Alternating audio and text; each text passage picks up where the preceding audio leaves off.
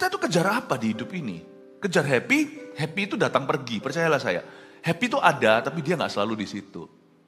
Tapi the joy of the Lord is my strength. Sukacita Tuhan itu kekuatanku. Yang saya kejar itu adalah sukacita Roh Kudus.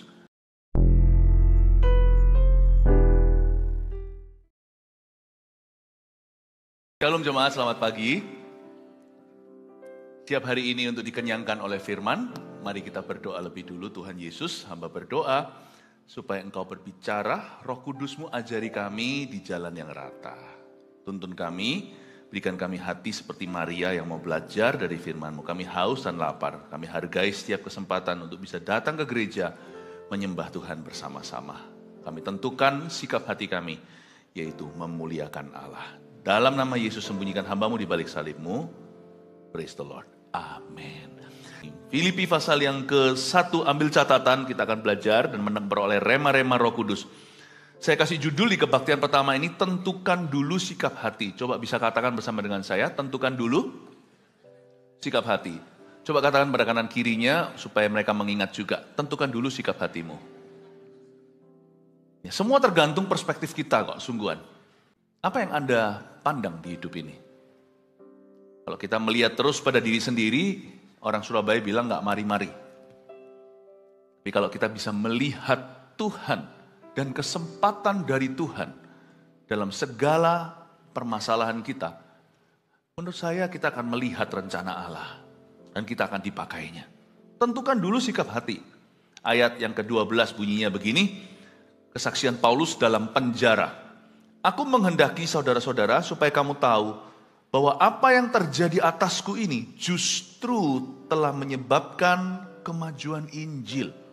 Sehingga telah jelas bagi seluruh istana dan semua orang lain bahwa aku dipenjarakan karena Kristus. Berhenti di situ, saya jelaskan 2 ayat ini.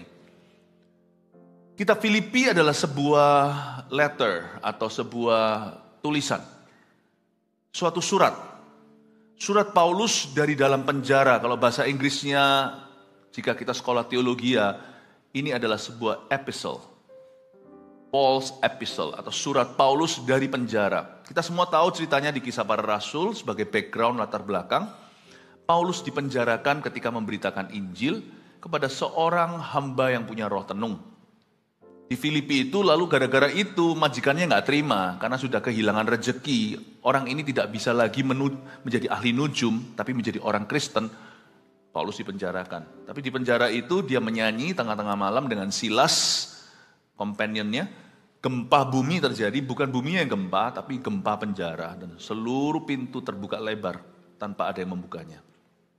Singkat cerita, Paulus keluar, lalu habis itu dia menahan sipir atau kepala penjara daripada bunuh diri. Dia berkata, kami semua di sini. Membasuh lukanya, kepala penjara itu membawa Paulus ke rumahnya dan mereka terima Tuhan. Paulus kerap kali dalam penjara. Kali ini juga dia menuliskan surat kesaksiannya dari dalam penjara itu. Di salah satu insiden ketika dia masuk bui, bukan karena dosa atau kriminalitas, tapi karena Injil dan karena fitnah. Dan karena orang-orang jahat yang tidak terima, ternyata Paulus tidak patah semangat. Kita harus bisa memakai firman pagi hari ini sebagai kaca cermin bagi jiwa kita. Apakah hari ini kita sudah hidup di hadapan Allah, atau kita hidup pontang-panting di dalam diri kita tanpa tujuan? Saya ingin kita untuk mengerti ini dan kita kembali ke ayat 12 saya jelaskan. Aku menghendaki, kata Paulus, by will, by choice. Tidak ada orang itu boleh ikut Tuhan itu dengan aji mumpung atau ikut arus. Ikut Yesus itu harus lawan arus. Arus yang saya maksudkan bukan di dunia tapi dalam dirimu sendiri. Perasaanmu yang menentang maksud Allah. Pikiran kita yang seringkali menggagahkan dirinya terhadap kehendak Tuhan. Tapi Paulus berkata, aku menghendaki, I will. Mungkin kita bukan orang yang lahir berpendirian. Saya juga sama, saya itu anak kedua dari 3 laki-laki. Saya termasuk anak yang tidak bisa mengambil keputusan.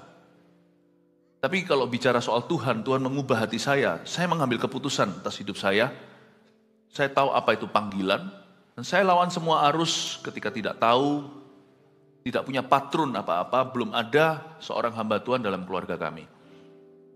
Dan soal kehidupan di dalam saya, kehidupan rohani, I have to make my own choices. Saya harus membuat keputusan saya sendiri. Bertumbuh tidak bertumbuh, tergantung Anda Bapak Ibu. Kita di gereja ini memfasilitasi pertumbuhan, sehingga tidak ada alasan untuk Anda tidak bertumbuh dan melayani. Tapi semua kembali apakah Anda menghendaki.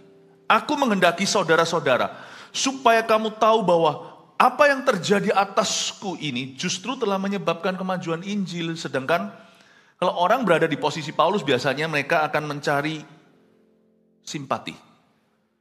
Kita itu kalau sakit hati, kita bawa orang lain gitu loh. Kalau bisa jangan sendiri. Kita itu menyebabkan second hand smoking, menyebabkan orang lain turut kepahitan, padahal mereka sendiri tidak mengalami. Manusia itu sangat bakat soal gitulah. Misalnya dalam sebuah organisasi, gereja, atau dari pekerjaan, atau whatever. Kita itu semua penginjil. Kalau kita sendiri nggak suka dengan sesuatu, kan kita akan beritahu orang lain supaya nggak suka juga, padahal mereka sedang diberkati. Paulus nggak begitu, dia dalam kondisi kasihan, dia tidak mengasihani diri sendiri dan dia tidak memberitakan kabar kepahitan. Dan dia tidak ajak orang lain untuk mengasihani dia. Dia malah bilang sama mereka, aku menghendaki saudara-saudara supaya kamu tahu, it's okay with me. Aku di penjara, tapi ini justru menyebabkan kemajuan Injil. Loh, bukannya dia di penjara harusnya dihiburkan, kok dia malah menguatkan. Dia dalam kondisi terpuruk. Misalkan kalau kita kesehatan atau kita mengalami persoalan, keluarga kita sedang digoncang atau keuangan.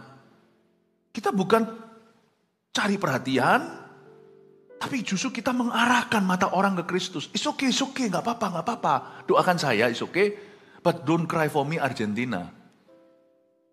Gak apa-apa kok, aku oke. Aku apa-apa. Ini luar biasa loh suratnya ini. Biasanya orang kalau sudah kena penyakit gitu segalanya, waduh, air mata, loh ya gak apa-apa. Orang kalau sudah dapat persoalan biasanya minta belas kasihan. Dia malah justru menguatkan, it's okay, kalian gak usah worry ya, saya gak usah jadi beban buat kalian. Malah dia itu mendorong mereka untuk percaya pada Kristus bahwa apa yang terjadi atasku ini justru menyebabkan kemajuan Injil. It's okay. Bisa nggak kalian melihat bahwa ini bukan kemalangan yang aku alami, ini kesempatan. Luar biasa, karena Paulus tahu dia itu dicintai. Sekalipun dia juga dibenci. Orang seperti Paulus ini, satu sisi dibenci banyak orang, disalah ngerti, satu sisi lagi dikasihi. Karena pengikutnya banyak. Karena orang ini jadi berkat. Nah, kepada pengikutnya dia berkata, it's okay.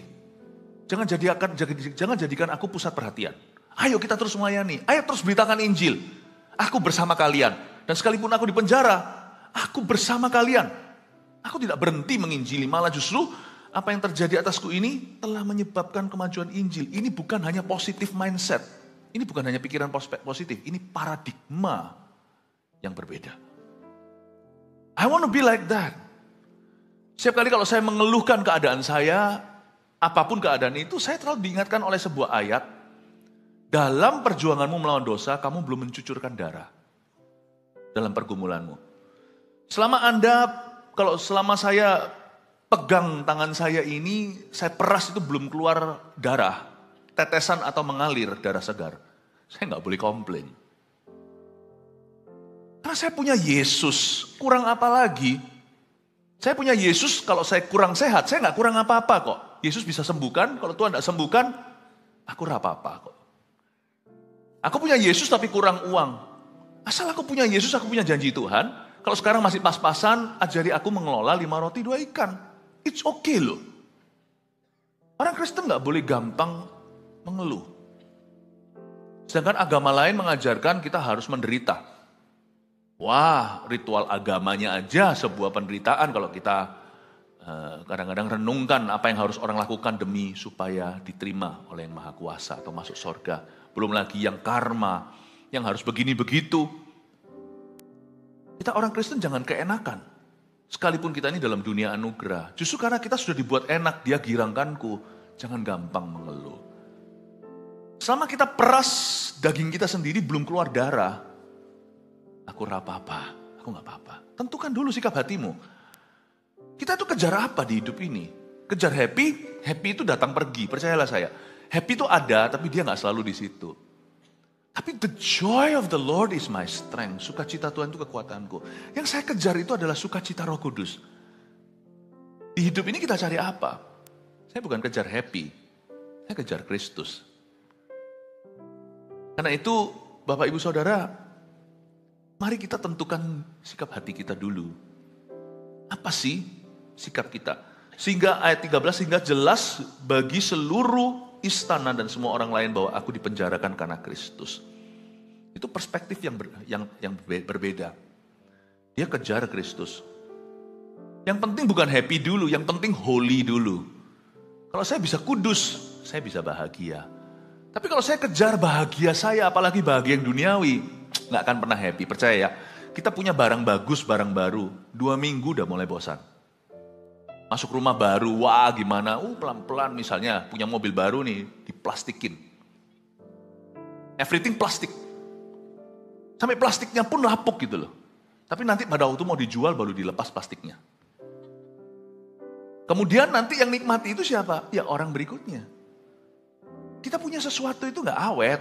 Bukan berarti kita tidak pelihara. Seharusnya orang Kristen juga harus punya sifat ini. Gak tertulis di Alkitab tapi ini sebagai manifestasi. Apapun di tanganmu itu harus awet. Barang juga gak gampang rusakan. Bukan pecinta barang, tetapi perawat. Orang Kristen itu punya spirit itu. Karena Roh Kudus itu seperti nurse. Tapi janganlah kita itu gimana gitu sama benda. It's really okay. Kita itu nikmati sesuatu itu cuman kenikmatannya itu pendek. Berapa minggu. So nikmatilah. Tapi lihat ya, kebahagiaan seperti itu semu. Bentar aja.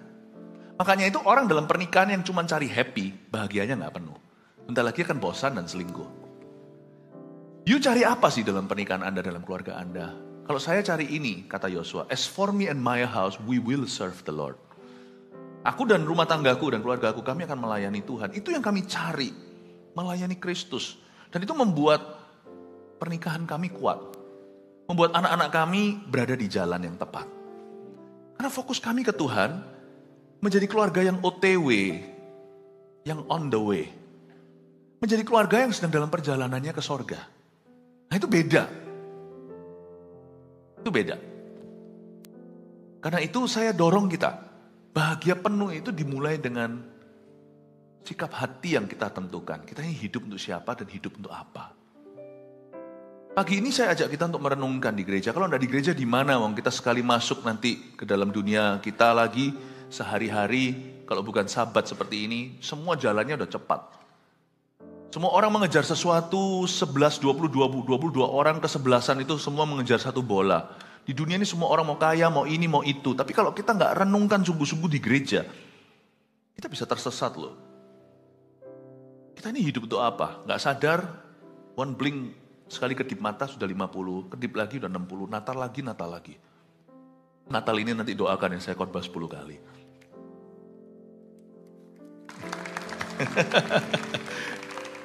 Ayat 14. Dan kebanyakan saudara dalam Tuhan telah beroleh kepercayaan karena pemenjaraanku, kata Paulus. Untuk bertambah berani berkata-kata tentang firman Allah dengan tidak takut. Ada orang yang memberitakan Kristus karena berhenti di ayat 14 dulu saya jelaskan. Dan kebanyakan saudara dalam Tuhan beroleh kepercayaan karena pemenjaraanku. Kebanyakan. Garis bawahi kata kebanyakan, saya suka sekali karena Paulus itu sangat realistis. Orang beriman itu tidak muluk-muluk. Orang beriman itu tidak akan sangkali fakta. Dia berkata kebanyakan itu berarti sebagian tidak beroleh kepercayaan karena pemenjaraanku untuk berani berkata-kata tentang firman. Sebagian malah justru jadi ketakutan. Paulus tahu bahwa di hidup ini kita tidak bisa please everyone. Kita nggak mungkin bisa menyenangkan semua orang. Sekalipun kita sudah berusaha, kata Paulus kepada orang Yahudi, aku bertindak seperti orang Yahudi. Kepada orang Yunani, seperti orang Yunani. Kepada orang yang free, orang yang merdeka, aku seperti orang merdeka. Kepada orang yang dijajah, aku seperti orang dijajah. Paulus sudah berusaha mencocokkan dirinya, tetap ada orang yang gak cocok sama Paulus. It's okay loh. Jangan itu merampas kebahagiaan Anda. Kalau ada orang yang nggak cocok, asal Anda introspeksi. Kalau kita sempurna sih enggak. Kalau orang menuntutmu sempurna, baru Anda bisa menyukai diri sendiri. Forever Anda tidak akan bisa menerima dirimu sendiri. Jadi saya itu fine. Saya itu oke dengan orang yang nggak suka sama saya itu oke. Saya belajar untuk baik sama semua orang. Baik sama semua orang. Kadang-kadang di masyarakat saya ketemu dengan orang yang mengata-ngatai saya. Dan saya tahu itu. Saya ketemu itu, saya sisihkan semua perasaan dan saya cuma baik. Karena Tuhan ajari kita untuk baik sama semua orang. Dan saya tidak keberatan orang itu tidak suka sama saya. Asal kalau kalau alasannya tidak suka sama saya itu terbukti, nah itu lain cerita. Saya berzina, saya mencuri, saya membunuh, saya ambil milik orang lain. Nah itu lain lagi. Maka itu saya harus bertobat. Tapi kalau saya sudah hidup berusaha untuk memuliakan Allah, namun ada kurang sesuatu di mata seseorang, nggak apa-apa. Tapi jumlah mereka minoritas kalau kita hidup benar. Nah kalau kebanyakan orang nggak suka sama Anda, nah itu lain cerita loh ya. Itu mesti harus introspeksi. Ada orang itu yang memang sulit digembalakan, ada juga orang yang sulit diikuti, pemimpin yang kurang bijaksana, atau ada orang tertentu yang memang sombong sekali, menjengkelkan, mungkin ngomong besar, tidak memperdulikan orang lain, selalu tentang dirinya. Sifat itulah, sifat bosi. Kalau yang seperti itu, tolong introspeksi. Kenapa kebanyakan orang bukannya diberkati? Di sini dalam bahasa Paulus, beroleh kepercayaan karena pemenjaraanku untuk bertambah berani berkata tentang firman Allah dengan tidak takut. Tapi kenapa kebanyakan orang takut sama Anda? Lain cerita kalau takutnya itu karena kagum ya, itu segan, itu sungkan. Tapi kalau ada orang tertentu itu yang intimidasi, kalau semua orang takut sama Anda, jangan kita mengeluhkan kok aku enggak punya teman. Coba evaluasi, adakah sesuatu dalam dirimu itu yang susah untuk orang cintai? Kita harus berubah. Ada orang tertentu yang memang sulit, misalnya pindah-pindah gereja. Kita bisa salahkan semua gereja, tapi coba tanya, kenapa di gereja manapun gak cocok? Why? Semoga nanti cocok di sorga. Jangan-jangan sorga pun gak cocok. Pindah aku mau ke neraka. Ya sudah. Kadang-kadang kita mesti tanya loh. Am I difficult? Saya tidak jarang terus terang ngomong sama orang. Ketika orang sudah ngomong gini-gini, keluhan semuanya saya dengar dan akhirnya saya akan berkata, saudaraku, boleh saya ngomong sesuatu di samping itu? Boleh silakan. Anda itu sulit. Terkejut, saya bolak-balik ngomong sama orang itu, you are difficult. Semua yang Anda beritahukan itu benar. Ada kebenarannya lah. Tapi you're difficult. Orang lain selalu salah di matamu. Kamu selalu paling benar. You are very difficult. Iya. Jadi ingat ini ya, kita nggak bisa senangkan semua orang, tapi kita bisa jadikan cermin, polling sendirilah di dalam hati. Kita bukan cari popularity atau popularitas, enggak. Tapi kita harus melihat, apakah kebanyakan orang-orang di dalam hidupmu itu cocok dan diberkati lewat hidup Anda atau sebaliknya. Kalau Paulus berkata, kebanyakan saudara dalam Tuhan telah beroleh kepercayaan karena pemenjaraanku. Tetap ada 1-2 yang tidak suka sama Paulus, entah kenapa. Namanya orang itu licik hati. Yeremia berkata begini, kita tuh gak pernah tahu hati kita sendiri. Kadang-kadang kita itu bisa mencacat sesuatu, ujung-ujungnya sebenarnya bukan orang itu. Ujung-ujungnya adalah kita sendiri, iri. Kita ingin ditinggikan seperti orang itu. Kita ingin sukses seperti orang itu, tapi kita belum punya, maka kita membunuh. Kebanyakan saudara dalam Tuhan telah beroleh kepercayaan. Not everyone will be happy for you and with you. Tidak semua orang kan bahagia bersama dengan Anda. Dan kalau mereka tidak happy dengan Anda, kasih mereka, tapi jangan izinkan mereka. Selama hidupmu dan hatimu sudah benar di depan Tuhan, meskipun Anda tidak sempurna, Anda terus bertumbuh dan belajar dari kesalahan. Orang lain tidak happy dengan Anda, janganlah itu mengganggumu, membuatmu gelisah. Gak apa-apa. Aku gak apa-apa, aku apa-apa. Orang siapa gak suka sama kita, it's okay saudara. Normal. We cannot please everybody. Kita gak bisa menyenangkan semua orang, sungguhan. Anda sudah melakukan yang terbaik pun misalnya suara Anda merdu seperti Whitney Houston. Suara Anda itu seperti pemenang kompetisi, nyanyi internasional, tapi Anda nyanyi dengan merdu, orang tertentu komentarnya nggak cocok lagunya. Nanti kalau lagunya enak, orang bilang fales suaranya. Nanti kalau suaranya nggak fales sama sekali, itu lagu, itu yang dia nyanyikan itu terlalu modern. Manusia itu punya preferensi. Ada yang suka oldie, ada yang suka sesuatu yang modern. Kalau Anda ikuti semua orang punya suka, lama-lama Anda tidak akan suka sama diri sendiri. Dan apapun yang Tuhan sediakan untuk Anda tidak akan happy. You don't have to live, tidak harus kita hidup itu untuk disukai semua orang. Tapi mari kita bercermin apakah kebanyakan orang sudah diberkati lewat hidup kita. Cukup dengan itu. Ya. Tapi saya percaya kalau kita hidup benar di hadapan Tuhan, cepat lambat musuhmu pun akan didamaikan denganmu. Kalau mereka tidak suka sama Anda, suatu hari mereka akan mengagumi Anda dan berkata, Anda benar.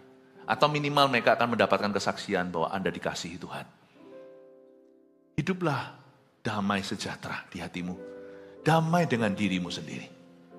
Selama Kristus di dalam hatimu, Anda mengikut Kristus, damai sejahtera. Buat apa kita punya segala sesuatu? Kalau ujungnya nanti di ibadah 3 saya akan jelaskan, pembuktian diri itu goalmu. Nggak perlu. Anda tidak perlu membuktikan pada siapa-siapa. Kecuali Anda harus hidup jujur dan benar di hadapan Tuhan. Yang percaya katakan amin. Dan waktu kita melihat ayat 14 ini, saya belajar selalu kita itu harus look at the bright side, melihat titik terang dalam segala sesuatu. Dia berkata, kebanyakan saudara memperoleh kepercayaan dan berkata-kata firman dengan berani. Ayat 15, ada orang yang memberitakan Kristus karena dengki dan perselisihan. Paulus mulai jelaskan persoalan yang dia hadapi, tantangan di depan. Tapi ada pula yang memberitakannya dengan maksud baik.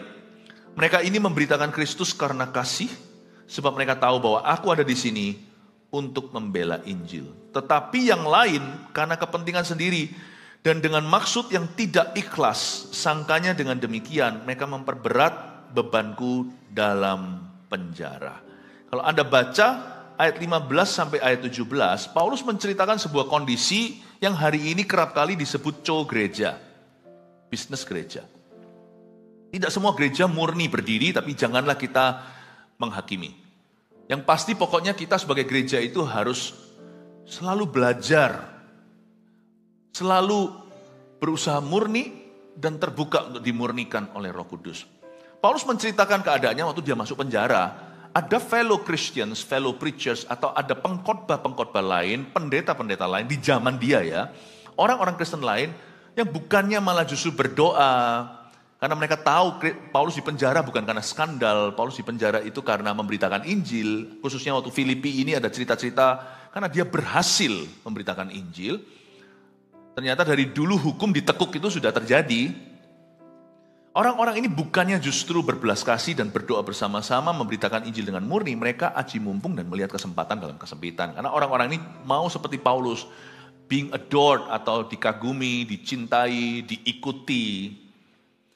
Mereka berkata, kok enak ya Paulus ya. Apapun motivasi mereka mungkin fame atau popularitas.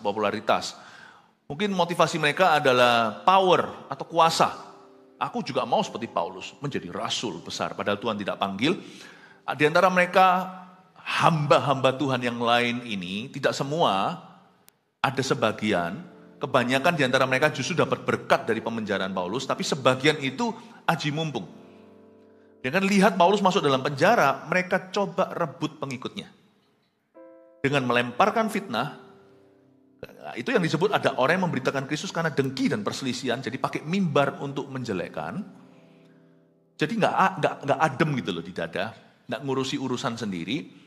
Tapi ada pula yang memberitakannya dengan maksud baik. Jadi Paulus berkata di ayat 13, ternyata dari zaman dulu sudah ada yang namanya gini-ginian. Mereka ini memberitakan Kristus karena kasih, sebagian orang. Sebab mereka tahu bahwa aku ada di sini untuk membela Injil. Tapi yang lain, Paulus berkata sebagian segelintir orang ini, karena kepentingan sendiri, dan dengan maksud yang tidak ikhlas. Sangkanya dengan demikian, mereka memperberat bebanku dalam penjara. Mereka berkata, yes! Bukannya melihat sesama hamba Tuhan itu dalam masalah pun karena aniaya salib, mereka bukannya justru membantu, mereka Bahagia penuh yang salah ini. Yes, kapan lagi? Langsung dia mencoba untuk merebut jemaat dan pengikut Paulus. Itu terjadi. Kira-kira kayak gini seperti apa? Bagi seorang hamba Tuhan, saya seorang pendeta, saya tahu. Ini berat. Ini ejaannya khianat.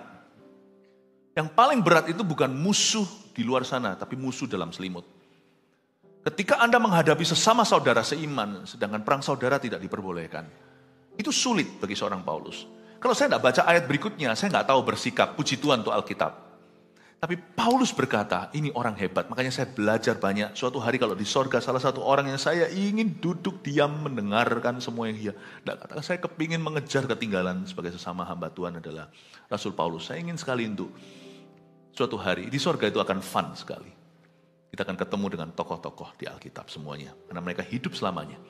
Sama seperti kita nanti. Ayat 18, tetapi tidak mengapa. It's okay. Sebab bagaimanapun juga Kristus diberitakan. Wow, baik dengan maksud palsu maupun dengan jujur. Kok bisa begini loh orang ini, sikap hatinya. Tentang hal itu aku bersuka cita. Dia tidak pakai kata happy, tapi bahagia penuh. Dan aku akan tetap bersuka cita. I will rejoice. Double rejoice. Kalau orang Tionghoa punya double joy, suangsi. Dia lebih dari itu.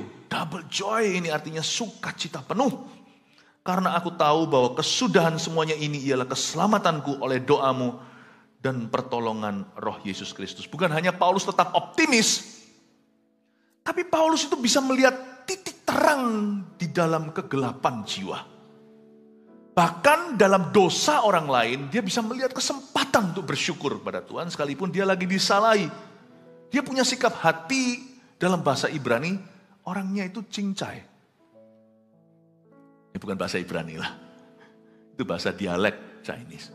Orangnya itu gak apa-apa lah. Kalau bahasa Surabayanya, ya wis lah. Orang yang gampang berkata ya wis lah itu orang panjang umur sungguhan. Itu Paulus kalau bukan karena dieksekusi oleh Emperor Nero atau Kaisar Nero di Roma. Dia ini pasti panjang umur. Orang ini punya sikap hati, ya wis lah. Orang gampang berkata, ya wis lah. It's okay lah. Kalau itu masalah dia sendiri, dia itu selalu courting lebih dari setengah. It's okay lah. Tapi kalau orang lain, wah. Saya mau seperti Paulus seperti ini. Kebanyakan orang itu kan narsis ya. Atau bahasa anak muda sekarang lebay atau apa. Mungkin sudah kuno itulah bahasa. Orang yang suka membesar-besarkan masalahnya. It's okay sih, Anda berhak untuk membesarkan masalah Anda soalnya memang besar. Tapi Anda juga berhak mengecilkannya. Nah Anda ini mau pakai hak Anda untuk Anda, atau Anda mau pakai hak Anda untuk sesuatu yang lain. Saya mau belajar dari Paulus. Intisari daripada Injil itu bukan kita itu hebat-hebatan, bangun pelayanan gede-gedean. Pelayanan itu besar karena orang melihat Anda besar dulu di dalam. They see your size and they'll grow to your size. Saya belajar sesuatu. Kita mau jadi besar karena ompongan, hampa, luaran juga bisa atau kulitan. Tapi kalau kita mau besar, apapun yang Anda pegang itu besar. Besarkan dulu kapasitasmu di dalammu. Sebab engkau akan mengembang kanan ke kiri, baru setelah itu keturunanmu memperoleh bangsa-bangsa, Yesaya 54. Ada orang yang besar membangun sesuatu yang besar, tapi sebenarnya itu kempis. Nanti kalau terjadi sesuatu, badai taufan, tidak punya fondasi. Tapi rumah yang kokoh berdiri, cepat lambat akan diisi. Semua orang tahu badai taufan apapun, ini yang tahan. Anda bangun 10 kamar akan terisi. 100 pun akan terisi. Karena semua orang tahu bahwa Anda itu dapat dipercaya. Bukankah sekarang juga sama orang-orang di dunia? Jangan sembarang main stok. Tapi ada orang-orang yang menaruh pada sesuatu yang sifatnya bukan profit taking atau sesuatu yang berjangka pendek. Kalau yang gitu kan karena serakah. Tapi ada orang-orang tertentu menaruh kepercayaannya pada company-company tertentu yang bersifat panjang, yang di backup pemerintah misalnya. Mengapa? Karena mereka tahu bahwa ini nggak akan roboh. Apapun yang Anda yakini, Anda akan taruh hidup di situ. Semoga gereja kita akan bertumbuh dari size dalam. Makanya itu saya percaya kalau kita punya size, apapun, gedung manapun kita berkembang ke kiri ke kanan akan selalu terisi karena jiwa-jiwa tahu di sini mereka bertumbuh. Kita bertumbuh bukan karena faktor luar, tapi kita bertumbuh karena faktor dalam. Kalau faktor luar kita akan kejar dengan performa. Tapi kalau faktor dalam itu keluar dari hubungan dengan Tuhan. Apapun yang Anda pegang ya Bapak Ibu, pekerjaan atau apa, itu akan grow sendiri. Kalau Anda di dalam sudah ekspansi. Nggak bisa nggak? Orang yang dari dalamnya itu berkat. Anda ambil berkatnya di luar, cepat lambat dia akan diberkati lagi. Tapi orang kalau di dalamnya itu kutuk, berkat apapun kau taruh di tangannya, semua bocor tanpa sisanya. Itulah sebabnya orang yang menang lotre, ada banyak cerita kan yang mengenaskan. Mereka menjadi bilioner, menjadi miliarder sekejap, tapi jadi orang kembali miskin dalam waktu sekejap pula. Apapun yang Anda dapat dengan mudah, seperti judi, Anda akan juga berjudi di hidup ini. Saya percaya berkat itu tidak bergantung dengan kondisi keadaan kita. Berkat itu tergantung dengan orangnya. Are you blessed? Itu tentukan sikap hati. Dan berkat itu dimulai dari sikap hati kita dulu. Dahulu kala, di tahun 90-an, itu selalu ada pepatah gini, banyak sirkulasi dalam gereja Tuhan. Your attitude determines your altitude. Sikap hatimu menentukan ketinggianmu dalam hidup ini. Betul sekali loh. Mentalitas itu susah. Mentalitas. Karena itu saya mau dorong Anda untuk merenungkan ini. Apa-apa dalam hidup ini tentukan sikap hati dulu. Kita salah sikap hati masuk ke pernikahan. Pernikahan kita juga akan hancur saudara. Kalau pernikahan itu isinya lebih kepada you make me happy. Ngomong sama pasangannya biasanya lebih cenderung laki-laki. You make me happy, you serve me. Kamu layani aku. Wanita yang menikah dengan pria seperti ini, sekalipun dia itu punya segala-galanya, dia dewasa, Anda sedang menikahi seorang anak kecil. You're marrying a boy. You're married to a boy, not to a man. Makanya saya selalu ajarkan, saya pun punya anak-anak cowok, saya beritahu sama mereka, it's okay untuk kamu mengalami separation, mengalami pemisahan di masa mudamu, kamu sendirian adalah baik anak muda mengalami Saya dorong, kamu jangan sembarang pacaran. Kamu belum mampu. Papa mau lihat dulu kamu mampu untuk bisa jaga dirimu. Dan suatu hari kamu bisa jaga anak orang lain. Jadi papa tidak susah-susah nanti jadi mertua. Nanti saya bisa pertanggungjawabkan sama besan saya. Kalau anak perempuan kan di tangan yang laki-laki. Kalau anak laki-laki dia yang pegang. Suatu hari saya tidak mau loh. Papa ini selama hidup tidak pernah mempertanggungjawabkan sama siapa-siapa karena selalu hidup hidup dengan transparan. Saya tidak mau datang terus minta maaf kelakuan anak saya. No. Saya mau anak orang lain aman, jadi saya bisa lihat wajah besan. Suatu hari saya bisa berkata, anakmu di tangan yang tepat, jangan takut. Makanya saya ajari sama anak-anak saya. Makanya saya bilang sama anak-anak muda juga, semua anak-anak rohani, jangan sembarangan, apalagi yang laki-laki. Kamu tentukan dulu sikap hatimu, sebelum kamu jadi apa-apa. Cinta itu gampang. Sorry nih, anjing aja bisa. Coba itu anjing kalau sudah zamannya mating, zamannya di musim kawin. Kalau bicara tentang love, lust, apalagi hawa nafsu, semua orang mampu. But do you have the character? Do you have the vision? Punya visinya enggak? Sabar-sabar ya, Tuhan izinkan nanti Desember pada waktu kita streaming, minggu pertama saya akan di Jakarta, Natal di Jakarta, di GMS Jakarta. Tapi minggu kedua nanti waktu streaming, kalau Tuhan izinkan saya akan bahas tentang pernikahan. Pertanyaannya adalah, Anda punya visi yang betul enggak? Sikap hati yang betul enggak masuk dalam pernikahan? Punya enggak? Saya percaya kita harus menangkap ini dengan segenap hati, karena orang itu berhasil tidak. Saya nggak ngomong soal materi itu menyusul. Itu tergantung cara masuknya dalam sesuatu. Tentukan dulu sikap hatimu. Dalam pelayanan juga sama. Kalau dalam pelayanan kita semua itu maunya, wah, dalam pelayanan aku melayani, aku minta tuh, gembalanya minta sama saya. Kalau itu sikap hatimu, please jangan melayani. Karena orang melayani itu tidak minta dicari, tidak minta dipraise, dipuji, tidak minta diakui. Orang melayani itu harus dengan sukarela. Karena kesadaran penuh bahwa dia yang berhutang budi, bukan Tuhannya. Orang melayani itu harus belajar menundukkan diri. Aku pelayanan itu bukan untuk mencocokkan diri, aku pelayanan itu mengembalikan talenta. Jadi siapapun di atasku, kalau tidak cocok sama aku, itu tuh membentuk karakterku. Dia juga dibentuk sih, percayalah. Kalau kita masuk pelayanan, kita mau yang cocok. Itu kalau kita mau tamasya, cocok gak hotelnya? Pelayanan itu gak mikirkan cocok tidak. Waktu Anda masuk dalam pekerjaan di interview, Anda gak mikir cocok gak ya nanti teman-teman kolega? Anda tahu bahwa itu jurusan Anda, jalurnya, dan itu tepat dengan apa yang dengan keahlian Anda, dan Anda masuk dan komitmen. Anda tidak memulai dengan sesuatu begini. Kalau aku cintai, kalau mereka bisa mencintai aku, maka aku mau kerja di sini. No, Anda selalu mulai dengan sini. Aku masuk kerja di sini, aku akan komitmen mencintai pekerjaanku. Tentukan sikap hatimu. Waktu Tuhan suruh saya pulang ke Indonesia, waktu saya bertumbuh dari anak kecil menjadi dewasa, itu saya banyak di luar negeri. Ada satu kelemahan saya sampai hari ini masih terus terjadi. Saya ini alergi debu. Jadi waktu saya di Kanada nggak masalah. Sinus saya selalu kambuh kalau di Indonesia. Saya kena debu. Debu itu percuma, mau dilapin juga, makanya saya nggak suka banyak barang di rumah. Misalnya kalau saya taruh banyak-banyak buku, saya itu suka buku.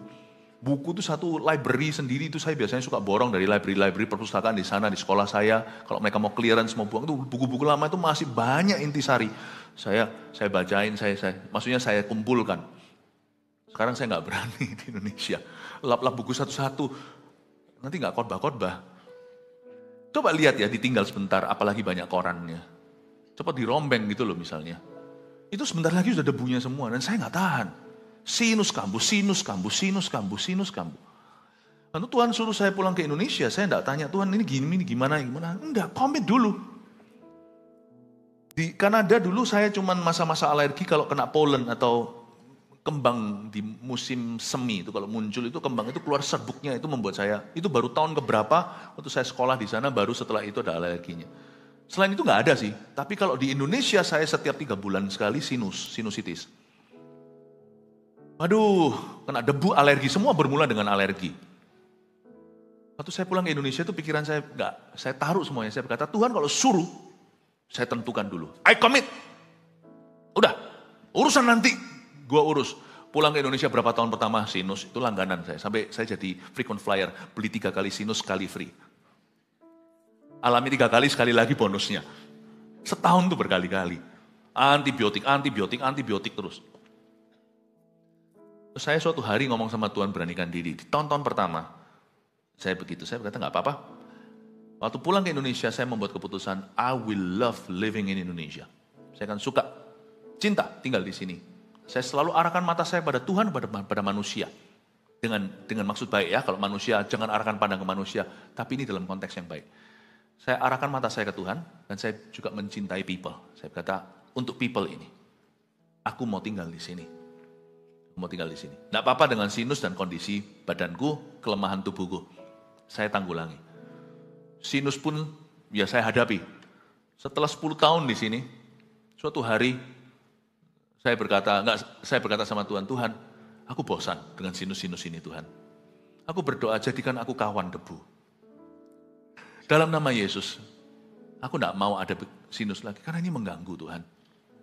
Dan saya tidak pernah mengalami lagi sinus itu. Setelah sekian tahun di Indonesia saya berdoa, never. Ku hirup debu dengan sukacita. Bahagia aku penuh. Minta sama Tuhan perlindungan, when your heart is in the right place, waktu hatimu berada di tempat yang tepat, Anda minta itu ada kuasa. Tapi kalau kita mengeluhkan, tunggu kondisinya pas, setan itu suka menggelitikmu dan tidak akan pernah datang hari itu. Percayalah saya. Kapanpun juga tidak akan pernah datang waktu yang baik dalam hidup Anda. Masuk dulu, terjang dulu. Dan kita berdoa, Tuhan, beriku kekuatan. Lalu suatu hari mungkin Anda nekat, iman Anda sudah develop. Saya kalau minta itu nggak lata. Kalau saya minta itu sampai iman saya udah nyampe dulu ke sana, saya minta. Saya berkata, Tuhan cukup. Setelah berapa hari, Paulus diikuti sama ahli tenung itu, dia menoleh dan tengking dia keluar kamu. Setelah berapa tahun saya berkata, cukup. Aku nggak mau kondisi ini lagi. Bukan karena aku tidak bisa melayanimu dalam kondisi ini. Tapi saya minta Tuhan cabut ini selama-lamanya. Oh sungguh loh, saya nggak pernah sama sekali kena masalah itu lagi. Tapi semua dimulai dengan Anda tentukan dulu komitmenmu. You commit. Aku nggak tahan sama pernikahan ini. Kalau Anda masuk dalam pernikahan itu, Anda mau dibentuk sama Kristus. Kalau tujuan pernikahan Anda adalah menjadi seperti Kristus, tidak ada kata tidak tahan. Yang ada hanyalah Tuhan akan membuatnya menjadi indah. Amin Bapak Ibu Saudara. Saya suka dengan sikapnya Paulus, tetapi tidak mengapa. It's okay. Sebab bagaimanapun juga, I love that. Kristus diberitakan. Dia melihat semua orang yang, bukan semua orang, kebanyakan sih diberkati. Tetapi sebagian itu orang-orang yang licik sekali, tapi berkedok ministry. Paulus pun tidak sebut nama loh. Kalau Anda lihat baca ini, si siapa enggak. Dia sebut nama adalah orang-orang yang merugikan Injil dengan menentangnya lewat kesesatan. Nah itu dia ceritakan. Termasuk Alexander, apa-apa. Kalau Anda baca di ayat-ayat di surat-suratnya, itu ada beberapa yang dia sebut nama, termasuk Demas. Demas itu salah satu timnya dulu, tapi karena merugikan. Tapi kalau dia secara pribadi, cuman feelingnya dirugikan, asal Kristus diberitakan, dia nggak buka nama. Kalau Anda baca, tidak mengapa sebab bagaimanapun juga, Kristus diberitakan. I love this. Dan Paulus berkata, it's okay. It's okay, nggak apa-apa. Dia berkata, kita nggak perlu terlalu membesarkan hal ini. Toh mereka memberitakan Kristus. Dia berkata, kalau ada pengikutku yang akhirnya terbawa, it's okay. Sementara aku di penjara, apalagi zaman belum ada media sosial apalagi, it's okay, nggak apa-apa. It's okay. Paulus ini bisa positif itu. It's okay, go. Kalau kalian bertumbuh, it's okay. Tapi Paulus berkata, tentang hal itu aku bersuka cita dan aku akan tetap bersuka cita. Kalau saya baca gini ya, orang Kristen itu bisa licik loh terhadap sesama orang Kristen, dalam dunia kerja juga sama. Tidak ada yang lebih menyakiti daripada kalau disakiti oleh orang Kristen dalam dunia kerja. Misalnya, uang Anda ditipu. Sama saudara seiman. Wah mendingan ditipu sama penjahat. Mendingan kita itu dirampok sisan. Atau kita ditodong, harta atau nyawa, please kasih dompet Anda, itu lebih enak. Daripada kalau temanku yang kupercayai tiba-tiba larikan uang saya.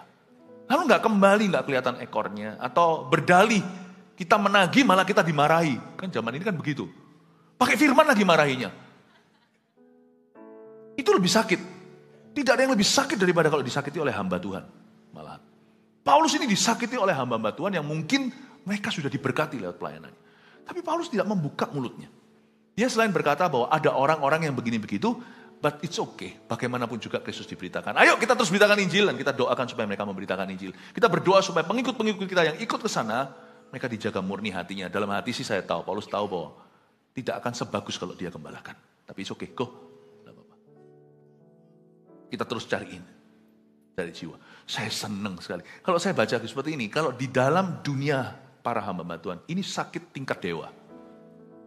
Ini sakit tingkat dewa. Dia dalam penjara loh, karena Injil lah. Injil kan milik semua orang.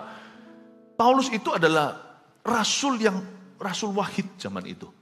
Dia paling jauh, Petrus pada orang Yahudi, Paulus pada bangsa-bangsa. Dan apa yang terjadi dengan Paulus, tidak terjadi Paulus itu akan mempengaruhi landscape Christianity. Itu akan mempengaruhi kekristenan secara luas. Kalau Paulus salah ngomong, itu akan berubah semuanya ngantem bumerang ke seluruh kekristenan. Paulus itu betul-betul dianggap sebagai pemimpin utama saat itu, yang paling dipandang. Dan Paulus masuk dalam penjara juga untuk orang-orang ini yang tikam dia. Tapi mereka punya agenda pribadi. Dan Paulus berkata, gak apa-apa. Coba lihat itu. Dia masuk melayanan itu sudah tentukan sikap hati.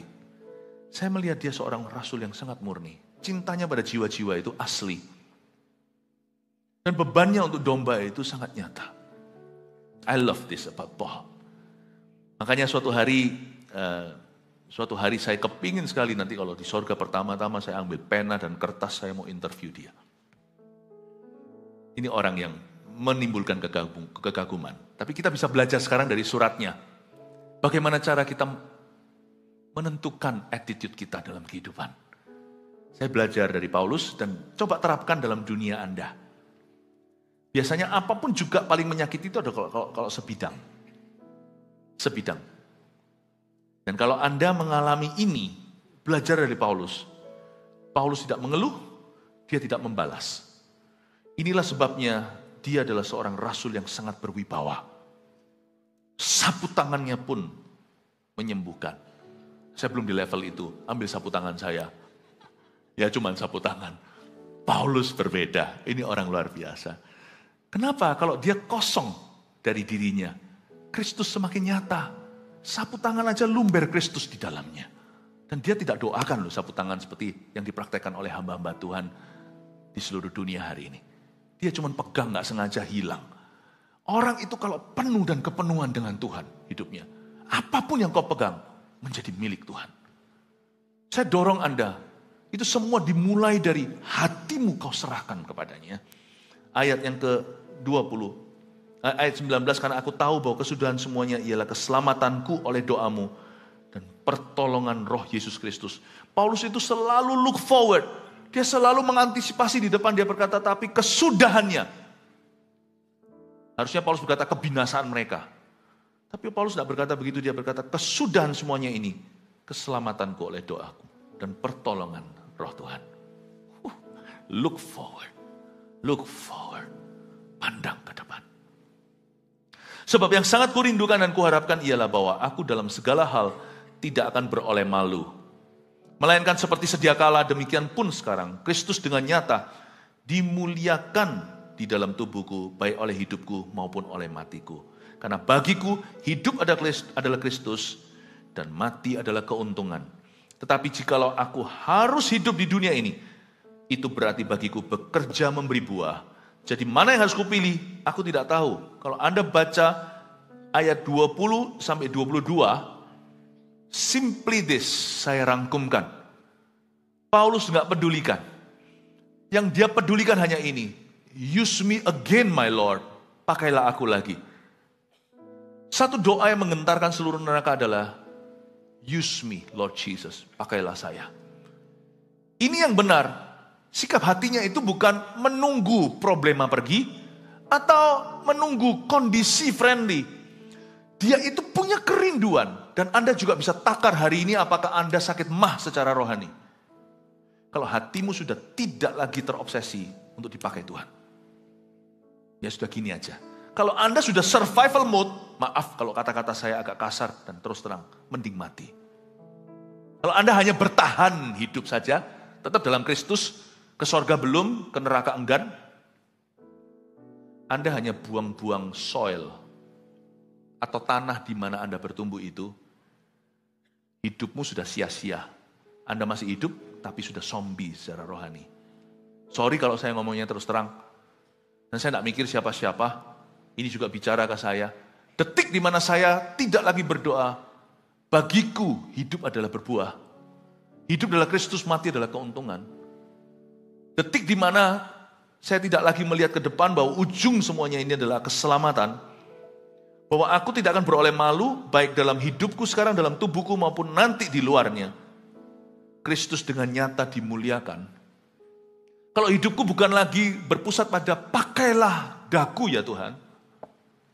Saya akan berkata, Tuhan, please jangan izinkan tahun depan ada yang nyanyi untuk saya, happy birthday to you. Take me home, country road, to the place where I belong.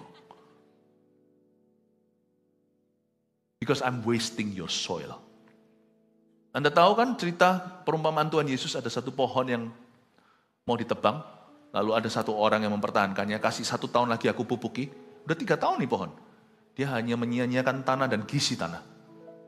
Mending dipakai pakai untuk pohon yang lain. Udara di dunia ini terbatas. Gak percaya pada waktu kita butuh tabung oksigen waktu COVID, gak semua orang punya. Jangan dihirup sia-sia Bapak Ibu Saudara. Anda masih hidup itu berarti masih ada purpose. Tujuannya adalah ini, use me. Kalau pikiran kita sudah ke arah, waduh, kapan gini, kapan gitu, kondisinya semuanya memungkinkan. Saya jadi Anda, saya tidak akan ngarani, saya tidak akan suruh Anda karena itu saya rasa kurang etis. Tapi kalau ini saya ya, saya pakai saya aja sebagai contoh. Detik saya begitu, saya akan berdoa, Tuhan, no next year, happy birthday to me. Karena Paulus berkata, aku tidak tahu harus milih mana. Atau dia berkata, use me, tapi dia rindu pada Tuhan ya. Dia berkata, aku tidak tahu pilih mana. Tapi kalau Anda dan saya sudah tidak rindu dipakai olehnya, kita tahu kita harus milih apa. Take me home, Lord, country road. Sungguhan bawa aku pulang, itu mendingan.